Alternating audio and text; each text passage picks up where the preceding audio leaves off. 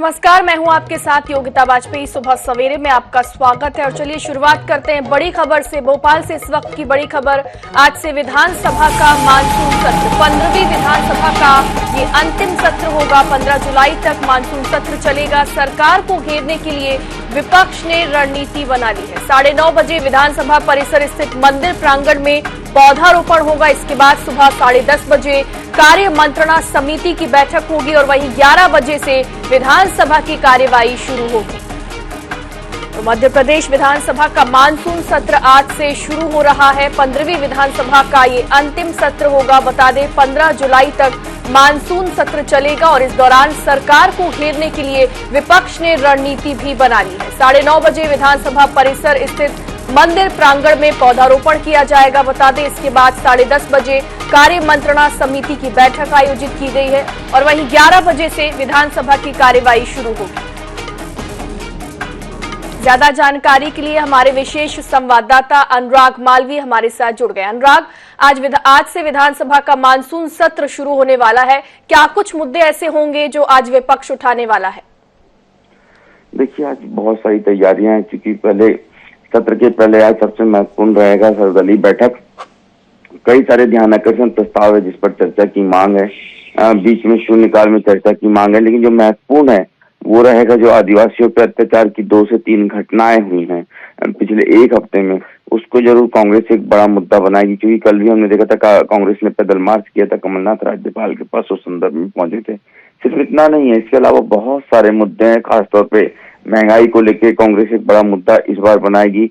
जो किसानों को जो खाद दिया गया उसके साथ में अन्य जो चीजें दी गई हैं और जिनके दाम वसूले गए हैं, वो एक बहुत बड़ा मुद्दा कांग्रेस रखने वाली है। क्योंकि चुनावी साल है, इसलिए सत्र बेहद हंगामेदार होने वाला है और ऐसे कई मुद्दे उठने वाले हैं जिन पर निश्चित रूप से गर्म बहस होगी। जी बिल्कुल अनुराग, विधानसभा का जो मानसून सत्र है बेहद हंगामेदार रहने के आज आसार लगाए जा रहे हैं। आप हमारे साथ बने रहिएगा।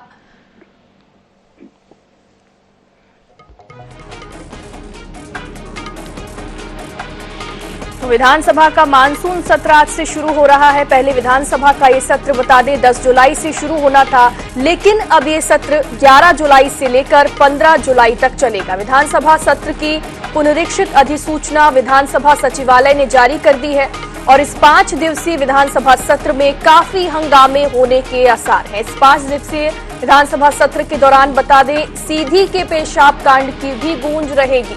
विपक्ष ने रणनीति बना ली है, क्या क्या मुद्दे उठाए जाने हैं, किन मुद्दों पर बात करनी है और सरकार को घेरना है, इसको लेकर विपक्ष ने पूरी तैयारी कर ली है।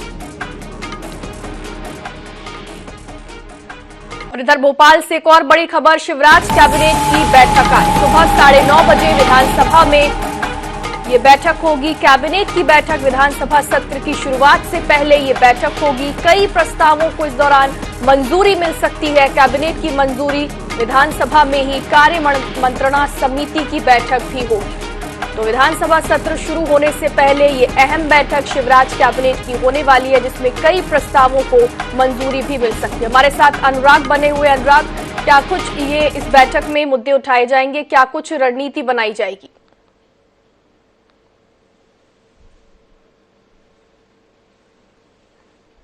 शायद अनुराग से हमारा संपर्क नहीं हो पा रहा है, हम वापस उनसे जुड़ने की कोशिश करेंगे। बता दें कि आज शिवराज कैबिनेट की अहम बैठक होने वाली है। सुबह 9:30 बजे विधानसभा में ये बैठक होगी। कैबिनेट की बैठक होने वाली है और विधानसभा सत्र की ये जो बैठक है शुरुआत से पहले होने वाली है। कई प्रस्तावों को मंजूरी इस दौरान मिल सकती है कैबिनेट की बैठक में और विधानसभा में ही कार्य मंत्रणा समिति की बैठक भी होगी। विधानसभा सत्र की शुरुआत से पहले बता दें कि 9:30 बजे शिवराज कैबिनेट की अहम बैठक आज होगी। विधानसभा सत्र की शुरुआत से पहले ये बैठक होगी। कई प्रस्तावों को इस दौरान मंजूरी भी मिल सकती है। विधानसभा में ही कार्य मंत्रणा समिति की बैठक होगी। अनुराग मालवीय एक बार फिर से हमारे साथ जुड़ गए। अनुराग, शिवराज कैबिनेट की अहम बैठक आज होने वाली है, क्या कुछ इसमें निर्णय लिया जाएगा? देखिए, चूंकि ये बैठक इसलिए महत्वपूर्ण है क्योंकि विधानसभा का आखिरी सत्र है चुनाव के पहले, तो कई सारे महत्वपूर्ण अनुमोदन प्रस्ताव, ये तमाम चीजें जो हैं इनको लेके आज मंजूरी कैबिनेट की तरफ से होगी। खास तौर पर अगर हम बात करें तो एक तंबाकू उत्पादन विज्ञापन पर प्रतिबंध लगाने का एक बड़ा मसला होगा। इसके अलावा हम बात करें वितरण अधिनियम संशोधन, ये एक बहुत बड़ा मसला होगा, और इसके अलावा हुक्का बार पर प्रतिबंध लगाने का मसला। साथ में अनुपूरक बजट को मंजूरी देगी आज कैबिनेट। तो कई सारे बड़े ऐसे मुद्दे और मसले हैं जिन पर आज कैबिनेट में चर्चा होने जा रही है। जी, अनुपूरक बजट को आज मंजूरी भी मिल सकती है। कई अहम फैसले हैं, कई अहम प्रस्ताव हैं जिनको आज मंजूरी मिल सकती है। बहुत बहुत शुक्रिया अनुराग तमाम जानकारी के लिए।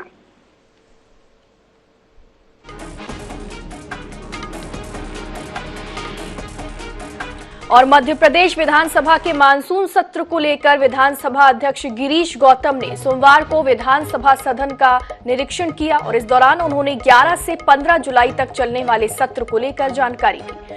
उन्होंने बताया कि इस बार शनिवार को भी सदन की बैठक होगी। विधानसभा अध्यक्ष गिरीश गौतम से बात की हमारे वरिष्ठ संवाददाता दिनेश शुक्ल ने।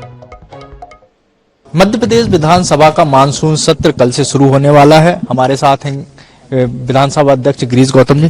गिरीश जी, क्या क्या काम होना है, क्या पूरा तारांकित मिलकर के 1642 प्रश्न आए हैं, 128 ध्यानाकर्षण है, 4 विधेयक हैं, 4 याचिकाएं अभी तक आई हैं, 4 संकल्प हैं। इस तरह से बहुत सारे काम, बिजनेस पूरा है। अपना प्रयास होगा, सर्वदलीय बैठक बुलाई है। सारे दलों से आग्रह करेंगे कि इस बार चूंकि ये 2018 से 23 का मानसून सत्र है, इस बार ये 23 के लिए अब कोई सत्र आने वाला नहीं है, इसलिए इसको शालीनता से और एक तरह से सहिष्णुता के साथ आपसी सामंजस्य से इसको हम ठीक तरीके से चला पाए तो ये हमारे लिए बड़ी उपलब्धि होगी। यही आग्रह करूंगा सबसे। 5 दिन का सत्र, छोटा सत्र माना जाएगा। इसमें आपने शनिवार को भी रखा है, शनिवार को इस बार सत्र चले। शनिवार को इसलिए किया कि चूंकि 10 तारीख को आज दोनों पक्षों में बड़े काम थे, दोनों दलों में, और ये था कि 10 तारीख को किसी तरह से बढ़ाया जाए, तो उसको संशोधित करते 11 से किया। और 5वां दिन उसमें मंडे होता है, तो मंडे मतलब कि सैटरडे और संडे की छुट्टी करें तो मंडे को विधायकों को वापस आने में थोड़ा सा सुविधा होती है। इसलिए ये तय हमने किया कि शनिवार को ही थे विधानसभा अध्यक्ष गिरीश गौतम जी। गिरीश गौतम जी का साफ तौर पर कहना है कि ये सदन अच्छे से चले, यही उनका प्रयास होगा। और चूंकि ये मानसून सत्र इस बार विधानसभा का आखिरी सत्र होगा, इसके बाद चुनाव होंगे, तो यह सत्र ज्यादा से ज्यादा चले, काम हो और सरकार के सामने विपक्ष अपनी जो मांगे हैं, जो चीजें हैं, उनको अच्छे से रख सके, यह उनका प्रयास होगा। कैमरामैन नितिन के साथ INS 24/7 के लिए भोपाल से दिनेश शुक्ल। और केंद्रीय गृह मंत्री अमित शाह मंगलवार को मध्य प्रदेश के दौरे पर भोपाल पहुंच रहे हैं। शाह का दौरा अचानक तय हुआ है। गृह मंत्री शाह बीजेपी प्रदेश कार्यालय में बैठक लेंगे और बैठक 2023 के विधानसभा चुनाव को लेकर बुलाई गई है। विधानसभा चुनाव के मद्देनजर अमित शाह का ये दौरा काफी खास है। केंद्रीय गृह मंत्री अमित शाह तूफानी दौरे पर मंगलवार को भोपाल पहुंच रहे हैं। इस साल के अंत में विधानसभा चुनाव को देखते हुए शाह का दौरा बेहद अहम माना जा रहा है। शाह का यह दौरा अचानक तय हुआ है। केंद्रीय मंत्री अमित शाह मंगलवार शाम 7 बजे भोपाल पहुंचेंगे। शाम 6 बजे दिल्ली से भोपाल रवाना होंगे अमित शाह। अमित शाह का भोपाल दौरा राजनीतिक लिहाज से अहम। भोपाल में बीजेपी संगठन की बैठक लेंगे अमित शाह। शाह तैयार करेंगे मिशन 2023 के लिए बीजेपी की रणनीति। बैठक में बीजेपी के सभी विधायक भी मौजूद रहेंगे। मंगलवार रात भोपाल में ही डिनर करेंगे शाह। अमित शाह करीब 5 घंटे भोपाल में रहेंगे। केंद्रीय गृह मंत्री रात 12 बजे दिल्ली रवाना होंगे। अमित शाह के दौरे को बीजेपी 2023 के चुनावी संग्राम के लिहाज से बेहद अहम मान रही है, तो राजनीतिक विश्लेषक शाह के दौरे को बीजेपी की आगे की रणनीति के लिहाज से महत्वपूर्ण मान रहे हैं। अमित शाह जी भोपाल आ रहे हैं तो जाहिर है कि बहुत महत्वपूर्ण बैठक भारतीय जनता पार्टी आयोजित कर रही है। ये चुनाव रिलेटेड बैठक होगी क्योंकि संगठन और सत्ता दोनों में बहुत सारे बदलाव की बात हो रही है। इस बदलाव पर हो सकता है यहाँ कोई बातचीत हो। संगठन की बैठक में भूपेंद्र यादव जी जब प्रभारी बनाए गए, चुनाव प्रभारी बनाए गए, वो भी 10 और 11 की बैठक की बात कर रहे थे कि भोपाल में बैठक होगी। तो कल हो सकता है कि अमित शाह जी इसी बैठक के सिलसिले में आ रहे हों। प्रदेश में इसी साल के अंत में विधानसभा चुनाव होने हैं। ऐसे में प्रदेश में लगातार केंद्रीय नेताओं का आना जाना लगा हुआ है। आपको बता दें कि इससे पहले 22 जून को गृह मंत्री अमित शाह का बालाघाट दौरा रद्द हो गया था। अब फिर प्रदेश पर शाही नजर है। भोपाल से मनीष त्रिपाठी की रिपोर्ट। राजधानी भोपाल समेत प्रदेश के सभी सरकारी डॉक्टरों के लिए स्वास्थ्य मुख्यालय ने फरमान जारी किया है। मुख्यालय ने साफ किया है कि सार्थक ऐप के जरिए ही अटेंडेंस होगी। डॉक्टर इस व्यवस्था के खिलाफ पहले ही विरोध प्रदर्शन कर चुके हैं, लेकिन कलेक्टर के औचक निरीक्षण के बाद डॉक्टरों को अनिवार्य रूप से अटेंडेंस देनी होगी। आखिर क्या वजह है कि डॉक्टर और नर्स सार्थक ऐप से दूरी बना रहे हैं? इन सब पर देखिए यह खास रिपोर्ट। अस्पतालों में मरीजों के इलाज के लिए डॉक्टरों की ड्यूटी लगाई गई है, लेकिन ड्यूटी करने के बजाय डॉक्टर खुद की क्लिनिक चलाने में व्यस्त हैं। सरकार भले ही उन्हें मरीजों के इलाज के लिए योगदान कर रही है, लेकिन निजी अस्पतालों में डॉक्टर ड्यूटी कर रहे हैं। इस व्यवस्था को खत्म करने के लिए स्वास्थ्य मुख्यालय ने सार्थक ऐप के जरिए ऑनलाइन अटेंडेंस का आदेश जारी किया है। डॉक्टरों को अनिवार्य रूप से इस आदेश का पालन करना है, नहीं तो उनकी सैलरी कटेगी। मुख्यालय के आदेश के बाद फिर भी डॉक्टर विरोध कर रहे हैं। जेपी अस्पताल के सिविल सर्जन राकेश श्रीवास्तव का कहना है कि मुख्यालय की तरफ से आदेश जारी किया गया है। डॉक्टरों को अनिवार्य रूप से सार्थक ऐप के जरिए अटेंडेंस भरनी होगी। इससे उनकी ड्यूटी का समय भी पता चल सकेगा। वहीं नर्स की दलील है कि उनकी इमरजेंसी ड्यूटी होती है। इस दौरान सार्थक ऐप में अटेंडेंस भरने का समय भी नहीं रहता है। इसके अलावा अतिरिक्त ड्यूटी भी कराई जाती है। इस व्यवस्था से सार्थक ऐप में अटेंडेंस भरना मुश्किल है। डॉक्टर और सभी नर्स इस व्यवस्था के खिलाफ हैं, इसका समर्थन नहीं करते हैं। हाँ, उससे सार्थक ऐप से पुनः आदेश आया है, तो हम लोगों ने कुछ लोगों ने शुरू कर दिया है, मतलब और जल्दी इसको पूरे कर्मचारी सार्थक ऐप से संचालनालय के आदेश अनुसार सार्थक ऐप में करेंगे।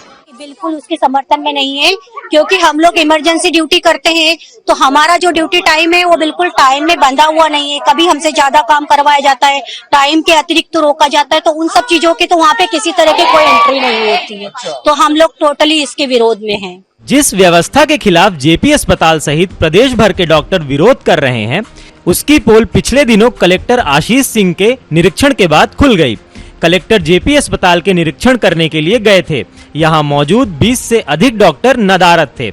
आखिरकार डॉक्टरों के खिलाफ कलेक्टर ने कार्रवाई करने का निर्देश दिया, जिसके बाद मुख्यालय ने भी सार्थक ऐप के जरिए अटेंडेंस को अनिवार्य कर दिया है। ऐसे में सवाल यह है कि आखिर कब तक सार्थक ऐप डॉक्टरों के गैर जिम्मेदाराना रवैये पर लगाम लगा पाएगा।